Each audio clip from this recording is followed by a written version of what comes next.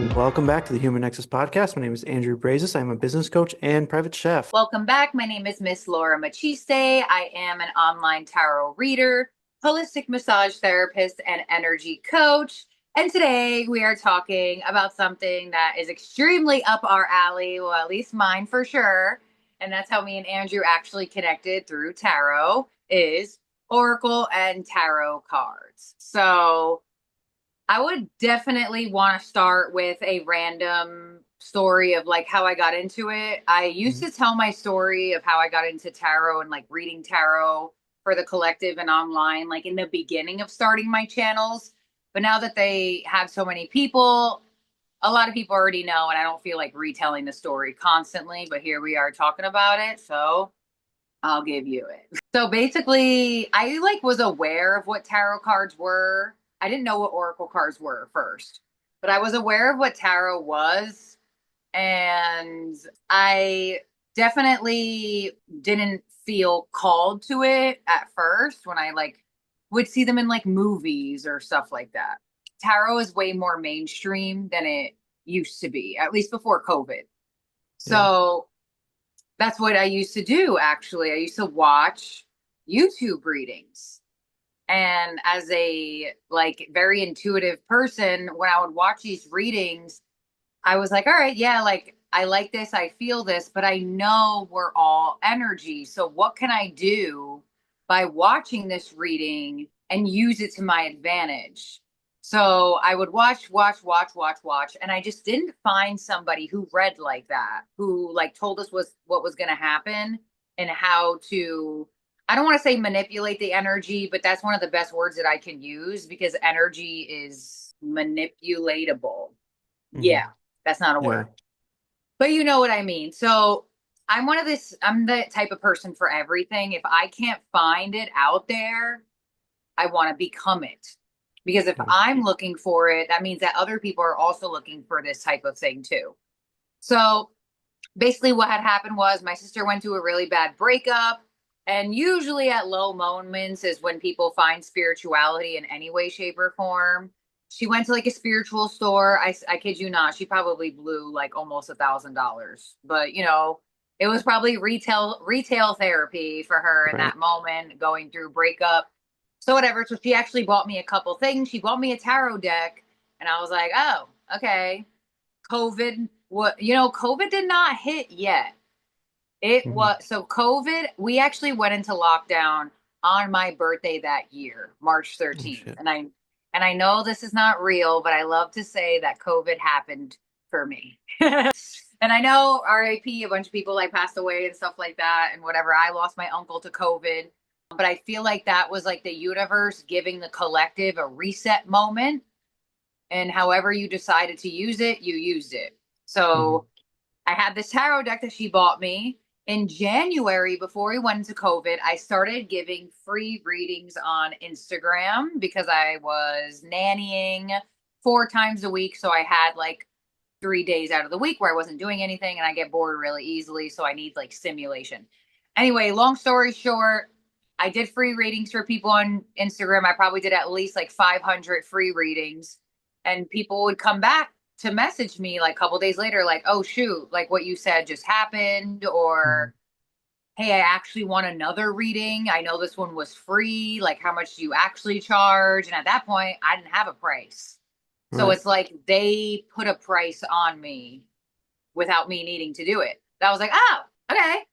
So I started reading more and more and more and more and more. And then March 13th, COVID happened. And I was like, oh, shoot, I have this being created already. Started YouTube channels, and now I'm here. Dang. So during your tarot journey, when did you start incorporating oracle cards? And what are oracle cards? Before you get to that question, like what are they so people understand? So oracle cards are based on who the creator of the oracles are.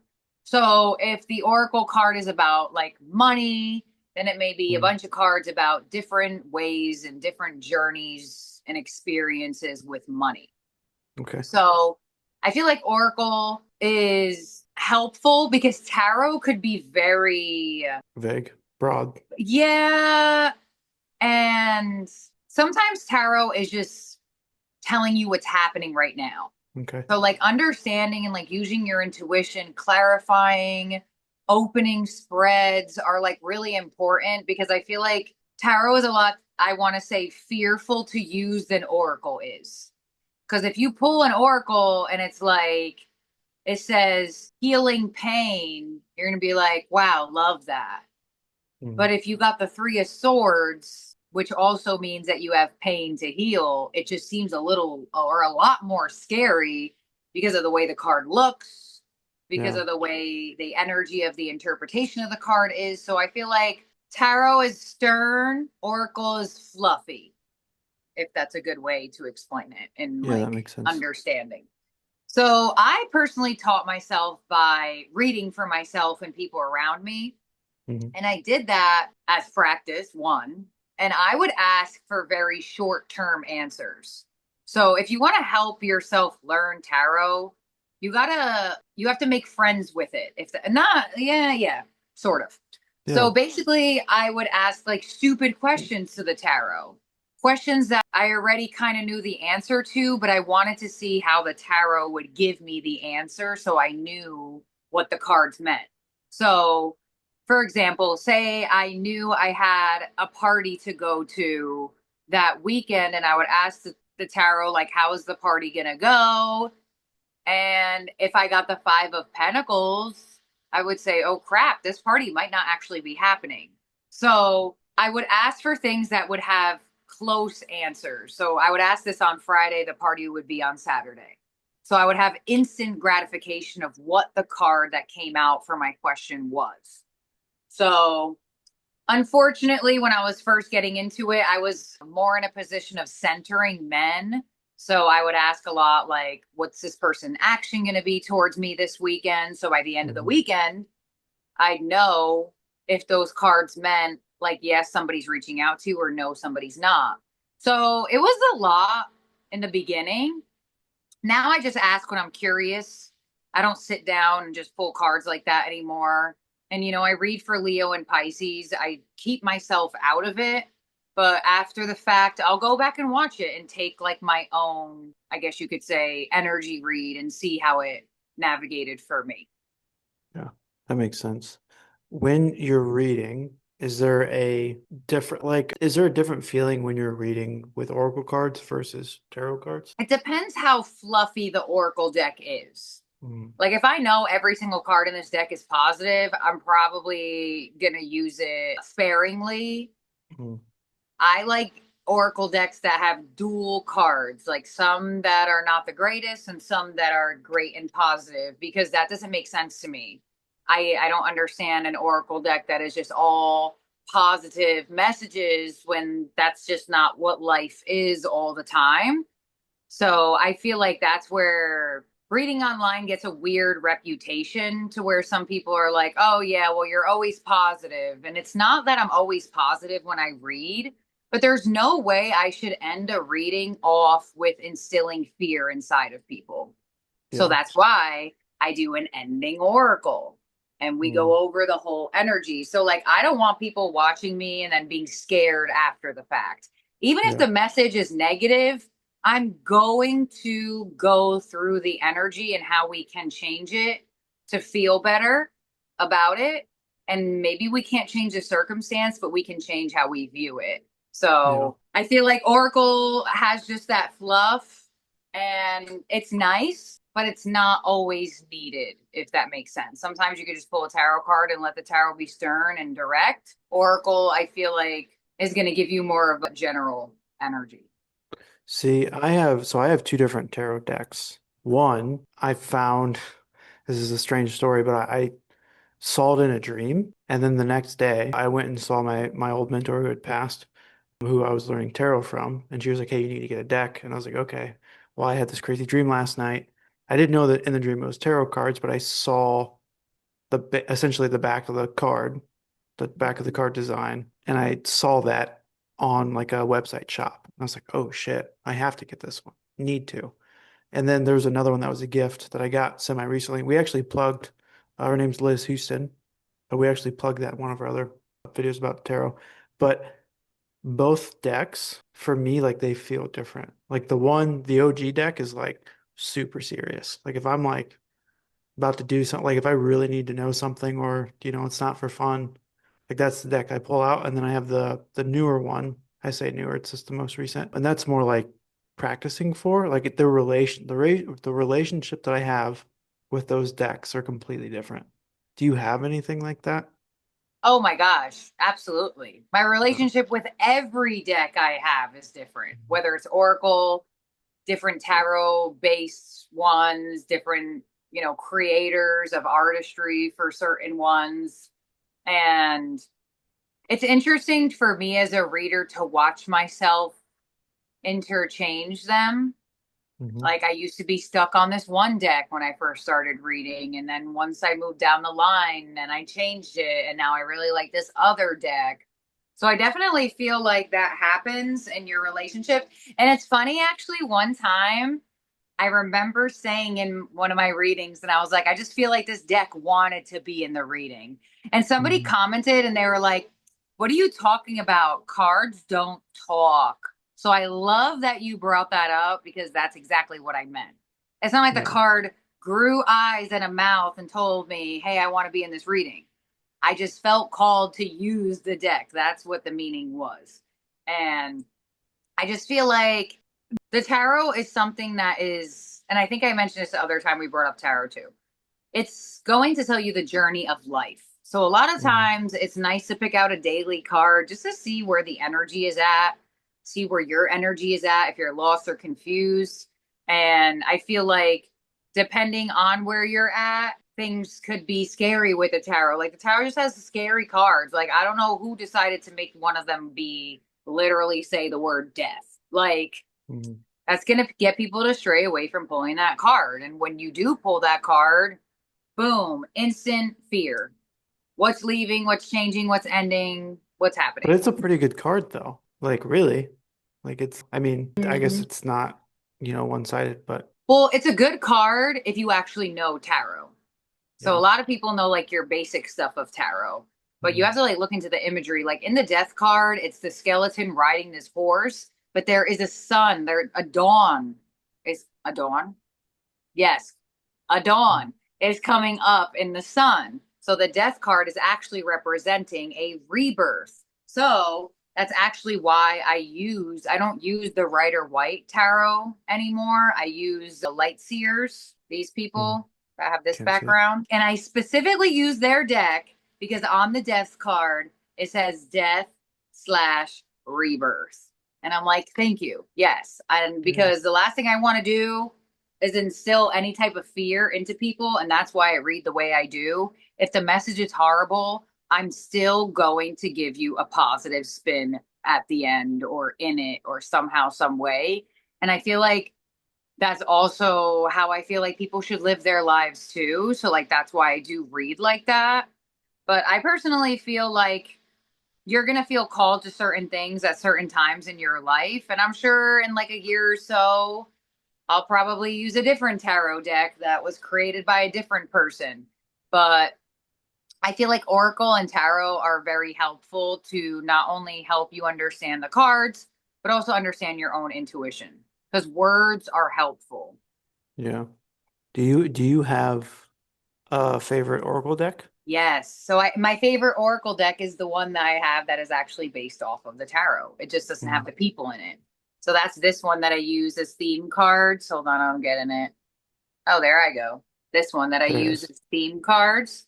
Mhm. This one is the best. See, actually, this is the tower, and they use the word rebuild. Mhm. So that's why I like this deck because it has and I've been this deck was what I would use for the free readings. This one, and I Mhm. would clarify it with one of these, but not this one specifically. It was the Rider White I used to use.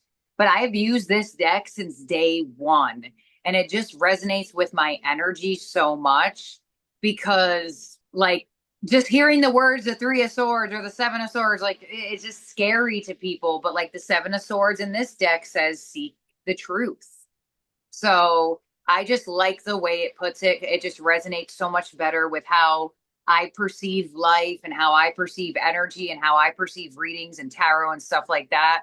And it's really just a tool. And that's why I do dailies, because energy shifts very Yeah. quickly. And there's no way that every single Leo that I have on my channel is going to resonate with every reading that I put out. That just doesn't seem possible. And maybe, hey, 45,000 of y'all are all going through the same thing, but there are billions of Leos in the world. So I feel like the consistency of like dailies and like I said, to pick a daily card for yourself, it's good because you can actually see how energy changes as Hmm. well. If the one thing the tarot is going to do, and this is how fraudulent readers get you, is that the tarot is going to pick up on the right now and the past. The Hmm. easiest thing to figure out through tarot is what had already happened and what's happening right now. The harder thing for tarot readers is to predict the future. So when you go get readings, sometimes you're like, oh my God, this person knows everything. They're so good. And then they hit you with a, yeah, you have to give me $1,000 because I just saw that you have an entity attached to you in this reading and this, that, and the other. So if you're watching this and you're spiritually curious and you get readings from other people, that is your sign that the energy that you're being read from is siphoning from you. They're not only siphoning your energy, but they're trying to siphon your money. So Yeah. I feel like that is also a good thing to know about readers in general. But I personally feel like you'll find the person for you and you'll find a deck for you, whether it finds you or it's gifted towards you. I really don't feel like it matters. Yeah, maybe on my journey I was gifted one, but all the other ones I bought myself and everything's fine. Yeah, my first one was not gifted. I purchased it and I didn't know that that was the thing in the community till way later. I think it's just something that's people, because like where's the rule book? Where everyone's coming Yeah. with up with all these rules. You know what I Mhm. mean? Like I'm not gonna get on religion, but where are all the other people in the Bible? I thought there was 12 of them. What where are they? Mhm. So everybody with rules on how to live, the door's over there. What do you think about blessing your decks? Oh, yes. So I'm somebody who does a lot of different things. I like to use the elements, as most people know on my channel. I like to use fire with the wish flash paper. I like to use water with the money drawing water. With my decks, I actually use air. I use incense, smoke, the air.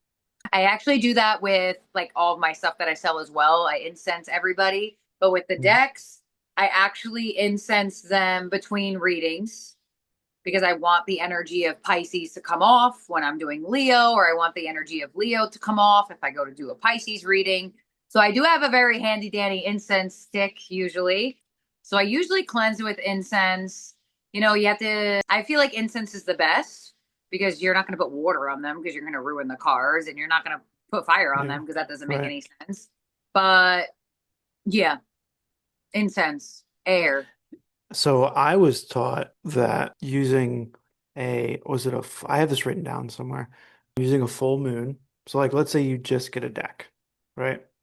You do it on a full, you pull it all out, lay all the cards out somewhere on a full moon, you incense them, and then you say whatever protective spell prayer that you know or you're familiar with. And then you carry them around with you, either in your pocket or in your pillow for the first week, because that like Mhm. imbues your energy to it. And so I did that with my first deck, and that deck has been scary accurate for me. Mine ever since I've had it since I've been 19, 20. So I've had it for a very long time, 30, be 33 this year. And my second deck, I just did like incense and I didn't carry around with me or anything. And I feel like going back to what I said earlier, it feels different. Like the relationship with each of them feels different, and It's like they it do have a life.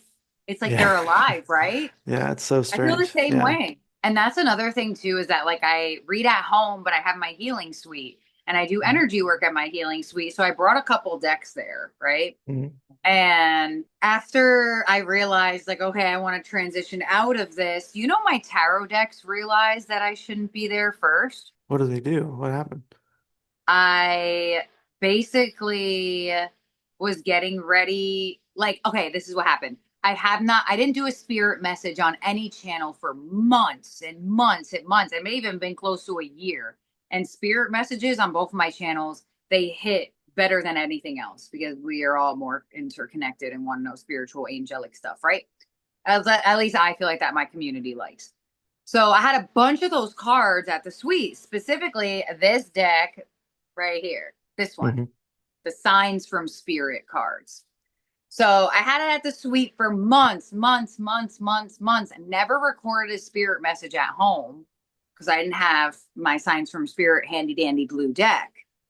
And then all of a sudden, I think it was in January when I was having those weird moments there with a negative neighbor. And all of a sudden, I remembered that I haven't done a spirit message, and people started commenting on my channel. Like, hey, when are you going to do a spirit message? Where did the spirit message readings go? And I was like, oh, right. You guys are right. Like, why haven't I done one of those? So I took all my tarot decks from the suite and I brought them back home. And it just so happened to be my main spirit deck was one of them. And then I came back home. I did spirit messages and all of them hit at number one each time they were uploaded from when I brought it back. And I was And like, did you guys not want to be there? I'm so sorry. it's so interesting. It's they're like, yeah, back home. But it was crazy because I didn't remember. People had to comment Hmm. to remind me. And it's almost like that deck was calling on to my subscribers, if that makes sense. It was just a Yeah, weird moment. Very weird. that's very weird. A lot of strange happen. A lot of strange things happen with tarot. A lot of strange Hmm. things.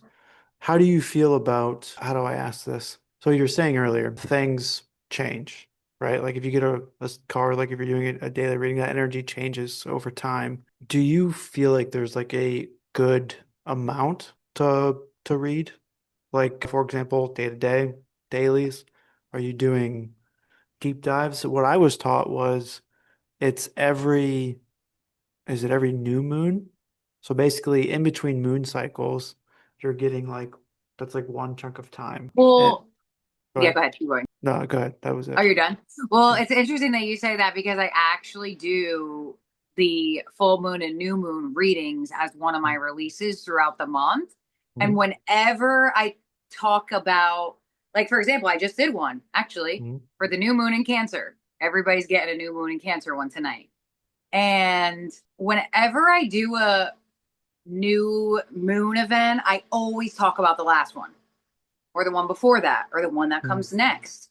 I'm always giving the what happened in the last 2 weeks, then what happened in the next 2 weeks, what happened from this moment and what happened from that moment. So, yeah, I definitely feel like there are bigger strides in energy Mhm. when you have that bi-weekly new moon and full moons. But as people who live lives where there's like weekdays and weekends and stuff like that, I personally feel like reading for a collective, there are probably going to be readings that don't resonate to Leo suns because I Mhm. already read their message. And you might get the Leo moons and they're like, oh my gosh, wait, you just said exactly what's happening in my life. But 2 readings ago, there might have been like a nugget here nor there that they got from it. Yeah. So I feel like that also does something, but I agree with the movement of like new moons and full moons. And that's exactly why I do those releases because we're going to see the biggest move of energy with those readings. And then your ones in the middle are like kind of like helping you throughout the day, you know? Yeah. And that's exactly Yeah. why I read like that, where I'm just like, all right, like some readings, I'm just like, hey, somebody might push your button, keep your cool, go home and chill. And that might be Yeah. the message, you know? So Mhm. those like grander messages that like, ooh, something you've been creating, or ooh, this happening, or ooh, this might be set up, or here nor there, or doors opening, or invitations. I feel like those huge messages like to come for full moons, new moons when I read. So so you would be seeing probably more major arcana in those readings, right? Yup. Damn, you just Yeah. read my mind. Like Yeah. literally, I that was exactly what I was gonna say next. Is that Yeah. you'll probably see more majors in new moon and full moon readings.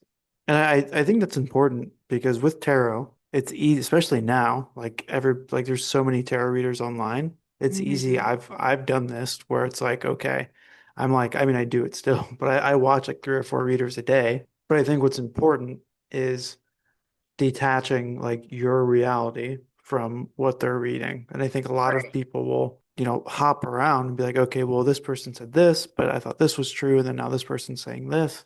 Mhm. And I think that can get really convoluted really quickly. So if you're listening, be really like tapped into your own experience and use tarot as a tool, not the be all end all. I think that's really important. Right. Well, Yeah. that's why I feel like I don't know when I started this, but my intro is very take what's yours, leave the rest behind. Sometimes I remember to say it, sometimes I don't, but I like to say, do not force a reading to fit. If it's Yeah. not yours, it just may not be yours this time, and that's okay. And I feel like saying that's okay at the end of it does give that, oh, okay, Like you have wait, this doesn't permission to be have to like, be yeah. mine. Yes, Mhm. exactly. And that's why I read in the way that I do too, which I feel like is also going to be beneficial for people who are watching this that pull tarot for themselves. A lot of times you want to figure out a way to familiarize the energy. So Mhm. that's why when I do readings, I'm giving you examples, I'm getting you metaphors of what I feel. Are they going to be the exact details of what's going on in your life? No. But our human brain needs to have understanding. We need to familiarize something. And that's why I like to give things. And when you're reading for yourself, that's why I wouldn't only say to make it daily in the beginning just to learn, Mhm. but to give yourself that moment of understanding the duality of the card. You could read upright, you could read reversals. Like, I don't read reversals because there's enough negative cards in the tarot for you to get a negative message. I don't need Yeah. to read reversals. There's enough positive cards in the tarot for you to get a positive message. I don't need a reversal to give you a positive energy. So, like, if you were to get the Three of Swords reversed, you'd be like, oh my God, yeah. But if you got the Three of Swords upright, it's like, oh my God, no. So, if you want to make it easy for yourself, just remove it. There will be negative cards that is going to freak you out, whether they're upright or reversed, no matter what, and vice versa. Yeah, that's so true. And it also depends on how they come out with the spread. I think you know a lot more about that than I do, but like getting like the Well, death card and like the sun card together means something different mhm. than just the death card. So, Right, exactly.